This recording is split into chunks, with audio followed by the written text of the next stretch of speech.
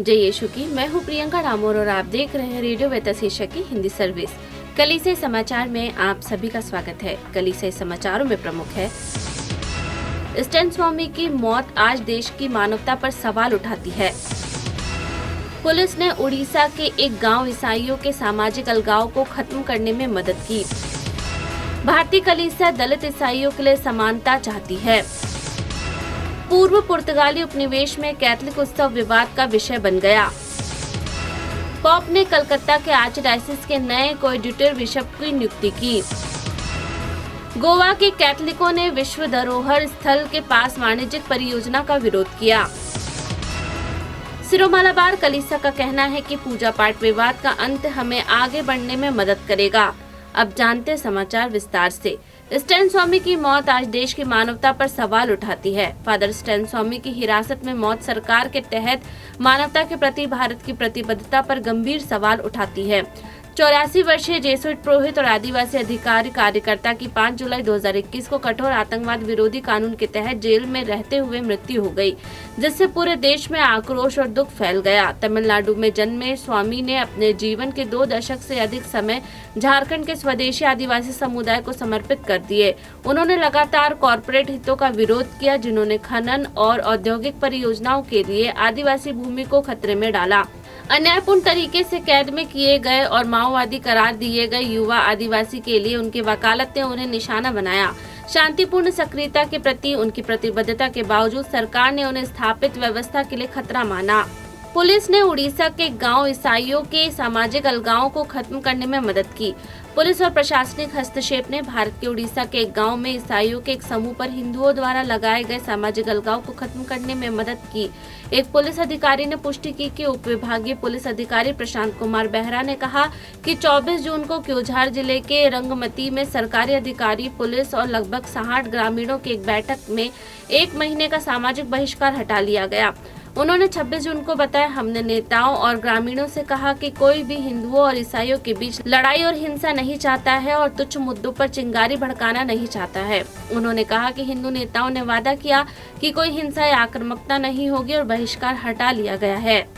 भारतीय कलीसिया दलित ईसाइयों के लिए समानता चाहती है। तमिलनाडु के मद्रास मइलापुर के आर्चडायसिस ने 26 जून को एक हस्ताक्षर अभियान शुरू किया, जिसमें राज्य सरकार ने दलित ईसाइयों, दमनकारी भारतीय जाति व्यवस्था के सबसे निचले पायदान से संबंधित लोगों के लिए मौजूदा पिछड़ा वर्ग कोटे के भीतर 4.6% आंतरिक आरक्षण प्रदान करने का आह्वान किया गया।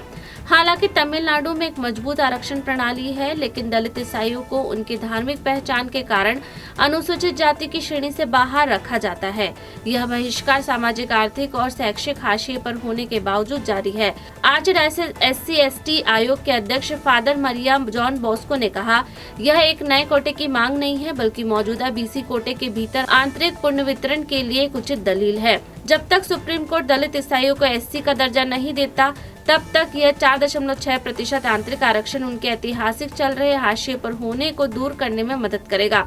अभियान के दौरान एकत्र किए हस्ताक्षर आधिकारिक तौर पर तमिलनाडु के मुख्यमंत्री MK स्टालिन को सौंपे जाएंगे, जिसमें त्वरित और सार्थक नीतिगत कार्यवाही का आग्रह किया जाएगा। पूर्व पुर्तगाली उपनिवेश में कैथलिक उत्सव विवाद का विषय बन गया है। गोवा राज्य की राजधानी पणजी में लगभग 25 किलोमीटर उत्तर में सियोलिम में 400 साल पुराने चर्च एंथनी के प्रांगण में एक लाइव बैंड स्थानीय कोंकणी भाषा में पॉप गाने बजाते हैं और सैकड़ों लोग रंग बिरंगे कपड़े पहने संगीत पर झूमते हैं। कुछ क्षण पहले गोवा के पर्यटन मंत्री रोहन खाउड़े ने आधिकारिक तौर पर समारोह का उद्घाटन किया। गोवा के इतिहास, परंपराओं और पहचान को संरक्षित करने में महत्वपूर्ण भूमिका निभाने वाले त्योहार के लिए समर्थन का वादा किया। साथ ही इसकी समृद्धि, सांस्कृतिक विरासत और पर्यटन क्षमता पर प्रकाश डाला। इसके अपरिचित लोगों को यह कार्यक्रम एक पार्टी की तरह लग सकता है, जिसमें बड़ी भीड़, एक बड़ी LED स्क्रीन, लाउड स्पीकर, कृत्रिम स्पीकर और प्रतियोगिता शामिल है। दक्षिण गोवा के गांव कैमोरलिम के एक पुरोहित फादर एमर्टिन रेबोलो ने कहा कि राज्य के कैथलिक समुदाय में कई अच्छी परंपराएं हैं, लेकिन उन्हें अक्सर अनदेखा किया जाता है। अच्छी परंपराओं को संरक्षित किया जाना चाहिए, न कि शराब पीने और कुएं में कूदने जैसी गतिविधियां। जॉन द बैप्टिस्ट एक तपस्वी, तपस्या करने वाले व्यक्ति थे, जिन्होंने शराब का स्वाद भी नहीं चखा, इसलिए शराब पीकर उनका उत्सव मनाना गलत है। पॉप ने कलकत्ता के आर्चडायसिस के नए कोएडिटर बिशप की नियुक्ति की। 28 जून को पोप लियो ने आसनसोल के वर्तमान बिशप एलियास फ्रैंक का कलकत्ता पश्चिम बंगाल के आर्चडायसिस को नए कोएजिटर बिशप के रूप में नियुक्ति किया। 15 अगस्त 1962 को कर्नाटक के बंटवाला में जन्मे फ्रैंक दक्षिण भारत के मैंगलोर के धर्म प्रांत से हैं। उन्होंने पश्चिम बंगाल के बारासात में Saint John Mary Vianney Minor Seminary में पुरोहित बनने से पहले मोदनकाप और शिलोंग में अपनी प्रारंभिक शिक्षा पूरी की। बाद में उन्होंने कलकत्ता के बरकपुर में मॉर्निंग स्टार रीजनल सेमिनरी में दार्शनिक अध्ययन किया और रोम में पॉन्टिफिकल अब्रियाना विश्वविद्यालय में अपनी धार्मिक शिक्षा जारी रखी, जहां उन्होंने कैनन लॉ में लाइसेंस और डॉक्टरेट दोनों अर्जित किए। गोवा के कैथलिकों ने विश्व धरोहर स्थल के पास वाणिज्यिक परियोजना का विरोध किया। गोवा राज्य के कैथलिकों ने अधिकारियों से सेंट अगस्टिन टावर के खंडहरों के पास एक आवासीय सह वाणिज्यिक परिसर को तुरंत रोकने का आग्रह किया है, जो 16वीं शताब्दी का एक ऐतिहासिक स्थल है और यूनेस्को द्वारा सूचीबद्ध विश्व धरोहर स्थल है। समिट वुडवर्ड्स लिमिटेड कंपनी द्वारा निर्माण परियोजना को अवैध करार देते हुए स्थानीय सरकार परिषद से ओल्ड गोवा पंचायत ने 21 जून को एक निर्वाचित परिषद आधिकारिक अम्बा ओमनार की शिकायत के बाद काम रोकने का आदेश जारी किया। यह हमारे संज्ञान में लाया गया है कि सेंट अगस्टिन टावर के पास साइट पर बाड़ लगाकर कुछ अवैध निर्माण चल रहा है। यह निर्माण भारतीय पुरातत्व सर्वेक्षण के तहत संरक्षित क्षेत्र के आसपास होने की संभावना है, परिषद प्रमुख मेघा पर्वतकार ने पत्र में कहा।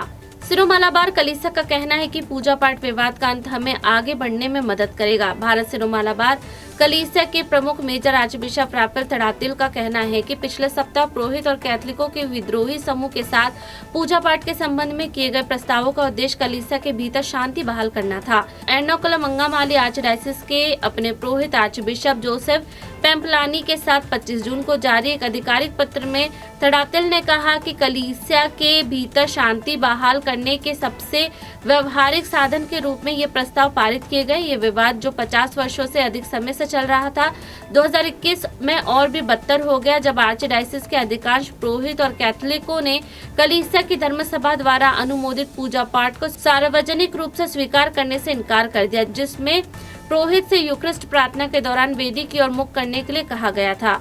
इसी के साथ कलीसिया समाचार समाप्त हुए। अगली बार फिर मुलाकात होगी नई खबरों के साथ। नमस्कार। रेडियो वेरितास एशिया आपके लिए लेकर आए हैं RVA mobile app. RVA mobile app पर हमारे विभिन्न प्रकार के कार्यक्रमों का लाभ लें, हमसे जुड़े और एशियाई ईसाईयत की आवाज का हिस्सा बने। आज ही ऐप स्टोर एवं प्ले स्टोर से RVA मोबाइल ऐप डाउनलोड करें।